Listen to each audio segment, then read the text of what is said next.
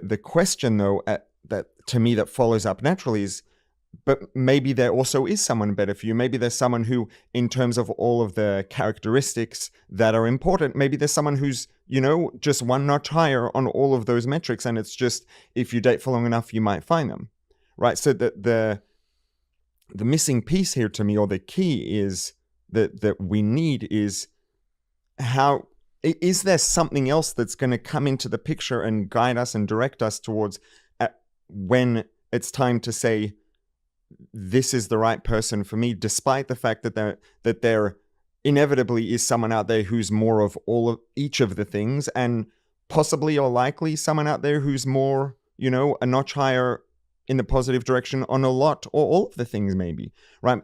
What's the thing that tells us, or what's the guidance or the information or the value or something that is going to come into the picture and help us recognize when, let's say, enough is enough and this is the right person for me. Even if there is someone who has more of all of the positive characteristics out there somewhere, it still doesn't necessarily mean they're the right person for me, right? Maybe the person in front of me, the person I'm sitting with right now, is the right person for me. How do we make that decision? How do we make that distinction? So let's break it down into practical steps. So you go out on a date, and the way we do it is, in the more observant Jewish communities, we never are told who to marry. It is a myth. Certainly not in the Chabad communities.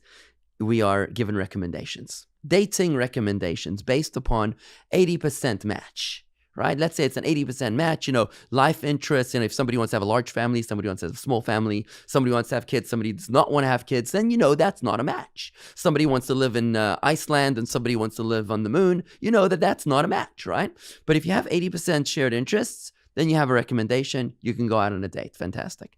What happens now is you keep your guards up, you be selfish, and after your self-assessment, you want to have a list of what it is that you can tolerate. You don't just go out there to learn. You go out there because you kind of know what you're looking for. If you don't know where you're going, how are you ever going to get there? Like Eliezer in the Torah story, he knew what he was looking for. It's one thing to get what you pray for, but it's another thing to know what it is that you're supposed to pray for. You need to know what to ask. If you don't ask, you don't get. So you need to know what you're looking for. Now that you come with a list and you know what it is that are your deal breakers, and what are those things that you can handle, those are the things that you'll learn along the way. So now what happens is you'll meet a person that is going to sort of fit your spectrum. They're within the range. They check all the not negotiable boxes. Exactly. They check all the non-negotiable boxes. And now you're going to have to ask yourself if you're starting to like them or not. There's something called Meshichas Halev. You want to see if there's an attraction. There's no such thing as love at first sight. That is a fable. It's a fantasy.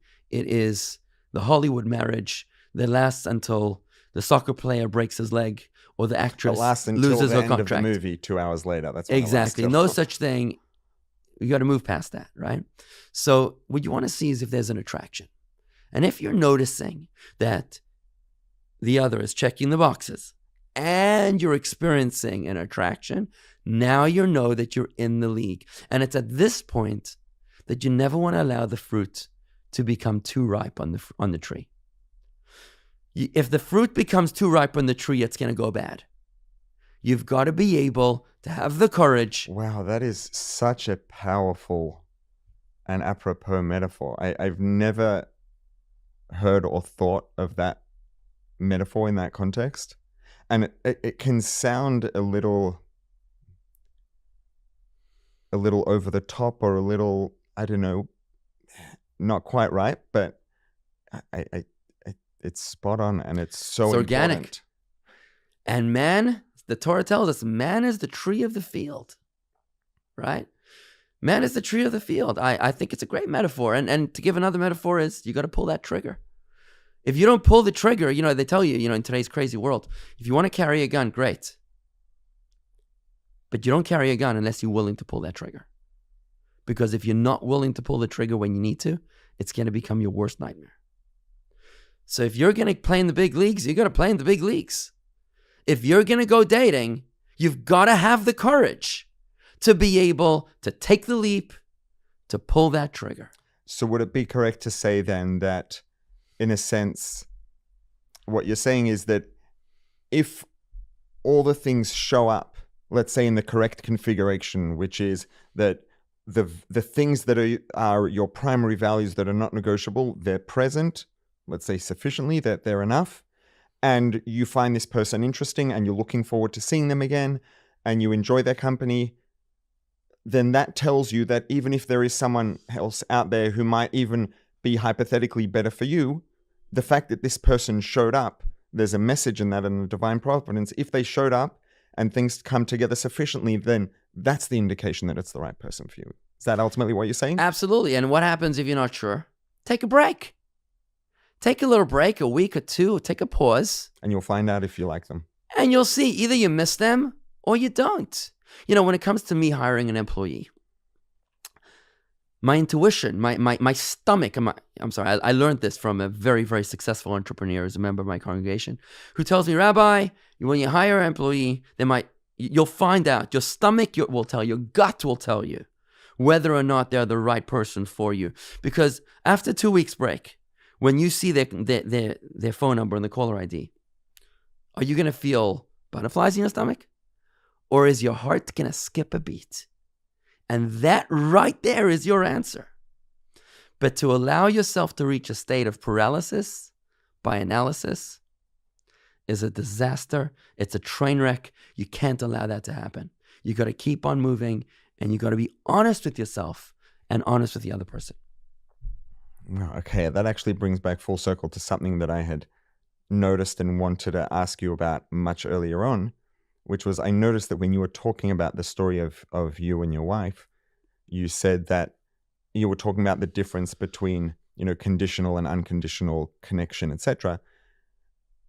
I noticed the words that you used where you said, from the moment I decided in my heart. And I found the choice of heart as opposed to mind to be very interesting. So decision implies that there is a calculation and an analysis that's happening, but you also said the moment I decided in my heart.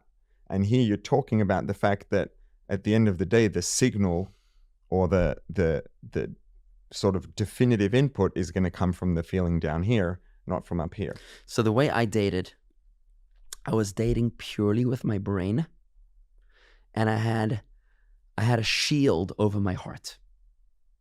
I was very careful. I was very careful with who I was going to date. My parents wanted me to date someone else, and I did not want to because intellectually, it didn't make sense to me. Just meet her. If you don't like her, you move on. I didn't want to because I was guarding my heart. I needed it to fully check off that list in my head before I could remove the guard off of the shield. So you didn't want to risk liking someone that you didn't think it was a good idea to like. Exactly my point. It was after my head gave me approval to proceed that now I could divest of the shield and see whether I liked her or not. And I had to be honest with myself about that too, because you want to make sure that you like her for all the right reasons and not to like her for all the wrong reasons. So it's like there were two decisions. The first decision was in your head, but that one wasn't enough. It was when your heart made the same decision, and that's when you had your answer. Exactly.